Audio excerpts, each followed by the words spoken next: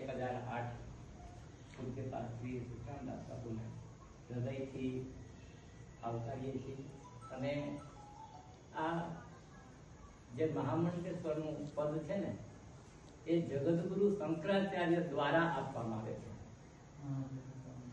અને એ જગતગુરુ શંકરાચાર્ય દરેક પાસાનો અભ્યાસ કરી અને કોઈ એવી વ્યક્તિઓને નિમે છે કે જે ધર્મ ધુરંધર હોય, જે વ્યક્તિ, કારણ કે આ હું જાણું છું એટલા માટે કે 14 વર્ષ સુધી મેં ખાખી સંપ્રદાય સાથે ગાળ્યો છે, એના સાનિધ્યમાં રહ્યો છું, એની સાથે રહ્યો છું.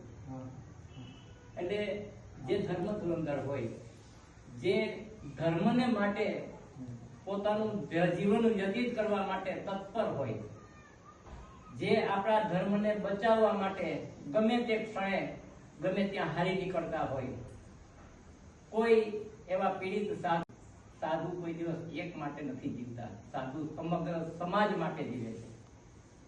એટલે કોઈ પણ વ્યક્તિ પીડિત હોય, પછી સાધુ સંત હોય કે પછી કોઈ વ્યક્તિ હોય, કોઈ કુટુંબ હોય, તો એના માટે જઈ અને તત્પર થઈ અને ગમે તે કાર્ય કરવા માટે પોતાને આગળ ધપાવે છે.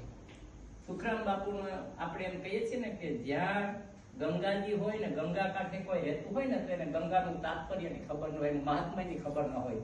એમ સુખરામ બાપુ જે અહીંયા છે એ શું છે એ મેંદેડા જાણતું જ નથી. જે એનું કાર્યક્ષેત્ર છે એ બાર છે, એને જે કર્યું છે એ ત્યાં નોંધ થઈ. આપણે જાણીએ છીએ કે જ્યારે રામજી મંદિરને પ્રાણ પ્રતિષ્ઠા મહોત્સવ હતો ત્યારે આપણા સૌરાષ્ટ્ર પ્રાંતમાંથી સુખરામ બાપુનું નામ હતું. એ લોકોને ખ્યાલ જ હતો કે આ વ્યક્તિને આપણે આગળ ધપાવવાના છે અને ઉપરથી એને ટિકિટ ઇસ્યુ કરવામાં આવી હતી. એમ સુખરામ બાપુ છે એને સમાજ, આપણો આ સમાજ એટલે મેંદેડાનો સમાજ છે ને, એને નોંધ નથી લીધી, પણ વાહ, જગતગુરુ શંકરાચાર્ય પાસે એની નોંધ થઈ છે. અને એને હિસાબે અત્યારે મહામંડલેશ્વરનું સ્થાન પ્રાપ્ત કરવું હોય તો કમસે કમ 25 થી 30 લાખ રૂપિયાનો ખર્ચ થાય. કારણ કે એ સંપ્રદાયની અંદર આ મહામંડલેશ્વરનું પદ પામવા માટે એ લોકોને દરેક સાધુ સંતોને બધા જે જગ્યાધારી હોય, મહામંડલેશ્વર હોય, એને બધાને અહીં હાજર રાખવા પડે. એના માટે દાન દક્ષિણા બધું આપવું પડે. એટલે એ બધો ખર્ચ તમે કરો તો 25 થી 30 લાખનો ખર્ચ થાય.